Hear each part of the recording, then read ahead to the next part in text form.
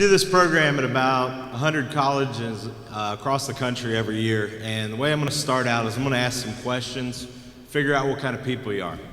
First question, how many people in the room have ever done something really stupid when they were drunk? Raise your hand. Some people need 2 hands. All right. How many people have ever woke up in the morning and said, how did I get home last night? How many people in the room have ever been the passenger in a car where the driver was drunk? How many people have ever driven a car when they were drunk? And my one last question, how many people in the room ever killed their 3 best friends when they were drunk and driving a car? My name's Mark Sterner. I didn't come here today to preach to you. I didn't come here today to tell you what to do. I simply came here today to tell you about what happened to me and my friends. You're old enough to make your own decisions. I'm going to start out today by showing a videotape. This video is my final night of spring break. The tape starts out with my friends Aaron, Pete, and Jim. They give a little recap of how our week on spring break has gone.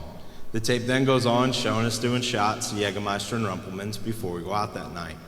We then get in our rented Lincoln Town Car, and I'm the driver, and we do 100 miles an hour on the way to the bar. You say, big deal, I've done 100 before. Well, we're doing 100 miles an hour in a 35 mile an hour zone, and the road's Sanibel Captiva Road. You can see from this tape, it's got a lot of twists and turns in it. But we make it to the bar. We dance around, we have a good time. There's things in this tape that are gonna make you laugh. When we first get in the bar, I have a lens cap on the camera and don't realize it.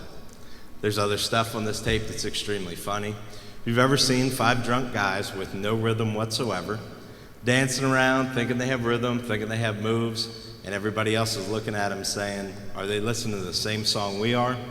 Well, that's me and my friends, because we couldn't dance. But it's all right to laugh at this tape. It's all right to laugh at me and my friends. It was never made to be serious. It was never made to be shown to an audience. It was simply made for me and my friends to watch. Look back on someday and say you remember how stupid we were on spring break. I'll never sit around and watch this tape with my friends and laugh, though, because less than 15 minutes after we made it, my 3 best friends, Aaron, Pete, and Jim, were all killed in a car crash. You can go ahead and start the tape.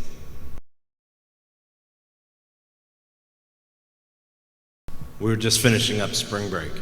It was our senior year in college. None of us had ever gone away on spring break before, and we wanted to experience a spring break like we'd seen on MTV and in the movies. We spent our days in the beaches of Sanibel, kicked back, relaxed, drinking beers, just taking it easy. After all, it was spring break. At night, we were down on Fort Myers Beach, except this time we're in the bars. We were drinking harder, getting crazy, getting out of hand. As you could see from the tape, we were just having fun. Since it was our last night, we got a bottle of Jägermeister and a bottle of Rumpelmans before we went out. We were going to show Sanibel Island a night it wouldn't soon forget. At the time, none of us would realize how right we really were.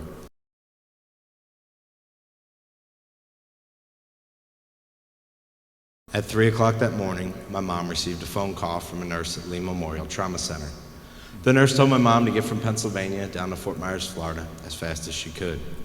The nurse wouldn't guarantee I'd be alive when my family got there.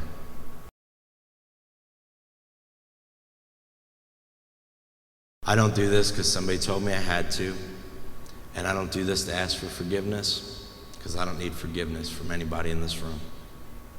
I relived the worst night of my life over and over to complete strangers so that nobody else ever has to live with what I live with. I do this so you never have to bury one of your brothers. So your family never gets a phone call in the middle of the night telling them to get to a hospital before you die. Or even worse, and knock on the door telling them you died because you're doing something stupid. But the worst part about it is, I've spoken to more than 2 million people across the country, and I'm never going to know if anybody listens.